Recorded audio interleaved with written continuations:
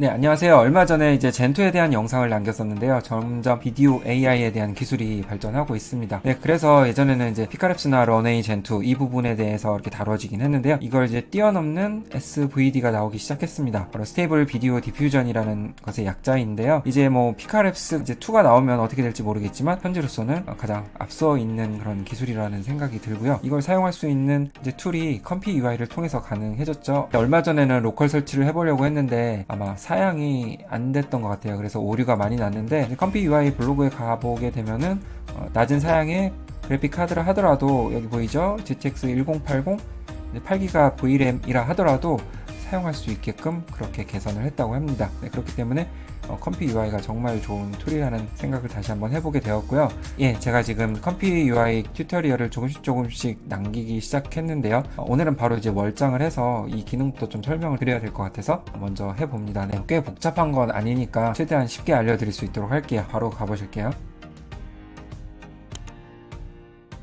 일단 컴피 UI 노드 구성이 이렇게 되어 있습니다. 처음 보면 좀 복잡해요. 기존의 텍스트 투 이미지와는 다른 그런 낯선 용어들이 많이 있는데요. 자, 그런데 여기서 이제 우리가 기본 틀은 갖고 온다고 생각하시면 돼요. 그러면 편합니다. 처음부터 만들 생각을 하면은 좀 복잡하기 때문에 이렇게 갖고 올 수가 있어요. 처음에는 이거는 제가 이제 만든 건데 한번 이거는 이제 공유 드려 볼게요. 최대한 간단하게 만든 거기 때문에 쉽게 사용할 수가 있고요. 그리고 이걸 이제 여기서 가져오는 거예요. 이거를 그냥 그대로 이렇게 갖고 오게 되면 이 워크플로우가 그대로 입혀지게 됩니다. 참 쉽죠? 그렇기 때문에 여기서 이제 시작을 하면 되는 거예요. 그래서 여기다 이제 이미지를 넣게 되면 쭉 여기 체크포인트 모델의 영향을 받아서 이미지가 비디오로 전환이 되고 그것이 나의 하드 드라이브에 저장이 되는 그런 플로우입니다. 네, 그런데 이대로 그냥 사용하셔도 무난한데요. 네, 제가 좀 더 퀄리티 좋고 편하게 할 수 있도록 조금 이제 추가해서 알려드릴 수 있도록 하겠습니다.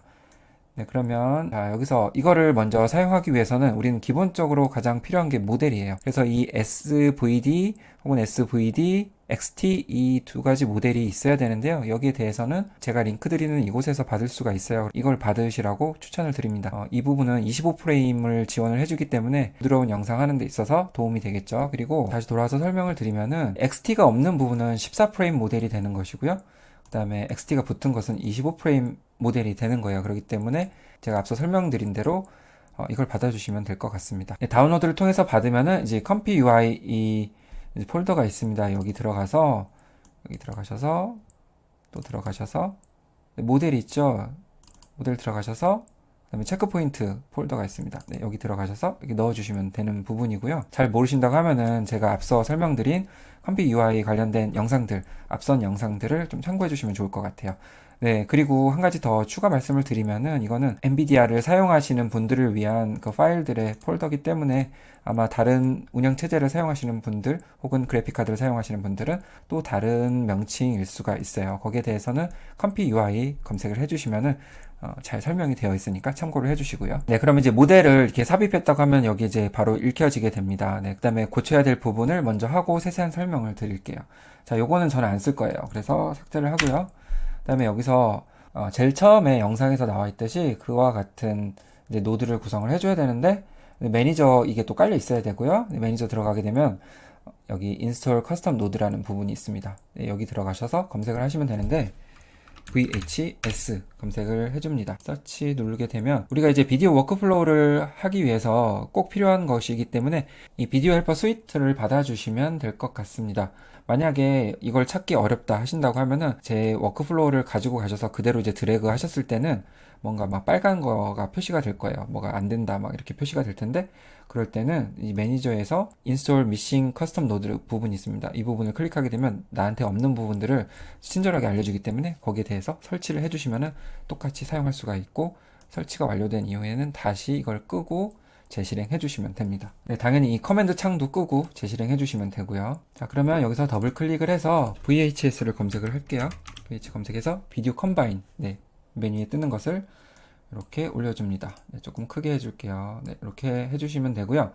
자, 여기에 이제 연결을 해줘야 되는데, 그대로 이렇게 연결을 해줘도 상관은 없는데, 우리 영상을 뽑게 되면은, 이제 인터폴레이션이라고 해서, 보관 작업을 하게 됩니다. 네, 그 부분을 위해서 여기다가 한 번 더 연결을 해줄 거예요. 그래서 여기서 더블 클릭을 해서, VFI를 검색을 해줍니다. 비디오 프레임 인터폴레이션 약자인데요. 여기서 이거를 RIFE VFI 이거를 눌러줄게요. 눌러주시고 자 여기다가 가운데 놓고 그냥 이 선만 연결해 주시면 돼요. 이렇게 네, 끝났습니다. 네, 정말 간단하죠. 기본 노드에서 이 두 가지 작업만 해주시면 되고요.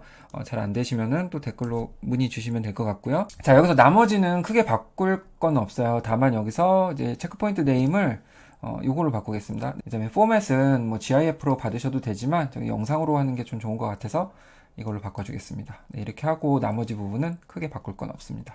크게 바꿀 거 없고 그 다음에 이제 세세한 설명을 드리려고 한 부분 말씀드릴게요. 네, 이미지를 올릴게요. 네, 이런 자동차 이미지를 올렸습니다. 네, 올리면은 이게 16대 9 비율인데요. 가장 잘 되는 해상도가 16대 9라고 해요. 그래서 1024, 576 이 사이즈를 대체로 권장을 하고 있고요. 아니면 1024, 1024로 해도 나오긴 하는데 조금 실패율이 좀 많은 편이에요. 그래서 16대 9의 이미지를 최대한 사용해 주시는 게 좋을 것 같고요. 그리고 비디오 프레임 같은 경우는 지금 XT 모델을 제가 추천한다고 했죠. 요거 선택해 주시고 그 다음에 비디오 프레임 같은 경우는 아까 25 프레임이라고 했습니다. 그래서 25로 설정을 해 주시고요. 그 다음에 이 모션 버켓 아이디하고 그 다음에 이제 어그멘테이션 레벨 이 부분은 좀 비교하는 부분들을 제가 설명을 따로 드릴게요. 그리고 나머지 부분은 크게 바꿀 건 없으십니다. 그리고 나머지 이 부분은 시드 부분을 고정할 거냐 그런 부분에 대해서 결정을 해주시면 되고요. 나머지 부분은 이제 스텝 수가 높아질수록 이제 퀄리티가 좀 좋아지는데 어느 정도 이상은 또 영상이 튀거나 그런 부분이 있기 때문에 적당한 조율선을 잡으면 될 것 같습니다. CFG도 마찬가지고요. 이 숫자가 높아질수록 선회도가 좀 높아지는 편이고요. 그 다음에 나머지 부분들은 크게 바꿀 건 없을 거고요. 네, 여기서 이런 상태에서 이제 Q를 눌러주게 되면은 우리가 움직이는 영상을 만들어 볼 수가 있겠습니다. 네, 눌러볼게요. 네, 만들어졌는데요. 좀 거꾸로 가는 느낌이 있네요. 어쨌든 네, 이렇게 움직이는 영상을 만들어 볼 수가 있고요. 그리고 요거 이제 말씀드릴게요. 자, 여기 보시면은 버켓 아이디를 동일하게 하고 네, 어그멘테이션의 수치를 좀 달리 했습니다. 작을 때랑 0.11일 때랑 이 차이를 좀 한번 보세요. 자, 이 원형에서 많이 벗어나는 느낌을 볼 수가 있죠. 원래 이미지에서 많은 변형을 주고 싶을 때는 이 수치를 좀 높이는 편이 좋고요. 그러면 버켓 아이디는 어떤 영향을 주느냐 그 부분에 대해서 볼게요. 자, 지금 보면은 이 오그멘테이션은 동일하게 가고요. 이제 버켓 아이디 수치를 100, 200, 400 이 정도 차이를 뒀습니다. 자, 이렇게 보면은 100 정도는 그래도 어느 정도 무난하게 영상이 원본을 유지하면서 흘러가고요. 이제 200, 400 정도 되게 되면은 이 움직이는 속도감이 더 증폭되고 이미지 변화도가 훨씬 크게 됩니다. 400 같은 경우는 완전 무너지죠. 한번 여기 볼게요. 물론 원본에 따라서 조금씩은 다르겠지만 이런 수치의 변화 정도에 따라서 이미지가 어떻게 변하느냐 이런 차이를 좀 느껴보실 수 있을 것 같아요. 정리하면은 전체적인 이미지를 변화시키고 싶으시면 이 버켓 아이디 수치를 변화시키시면 되고요. 이 이미지 내에서 어떤 주된 대상을 변경하고 싶다 했을 때는 이 어그멘테이션 수치를 좀 변경하는 쪽으로 움직이시면 될 것 같습니다.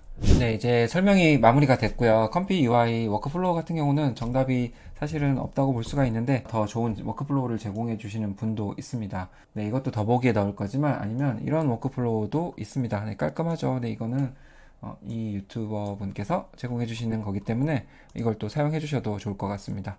좀 더 추가된 기능들이 있기 때문에 잘 나오는 편이에요. 네, 이렇게 툴이 발전하다 보니까 시네마 영상 제작하는데도 좀 편해진 것 같습니다. 시간도 기존에 뭐 4초 이상, 뭐 6초 이상을 지금 또 만들 수가 있고요. 프레임 조절을 통해서 시간도 충분히 조절할 수 있고 다양하게 만들 수 있다는 장점이 있습니다. 네, 지금 그리고 이거는 무료로 사용할 수 있다는 게 가장 큰 메리트죠. 마치고요. 또 좋은 소식 가지고 오겠습니다. 좋아요, 구독 부탁드리고요. 오늘도 좋은 하루 되시길 바랍니다. 감사합니다.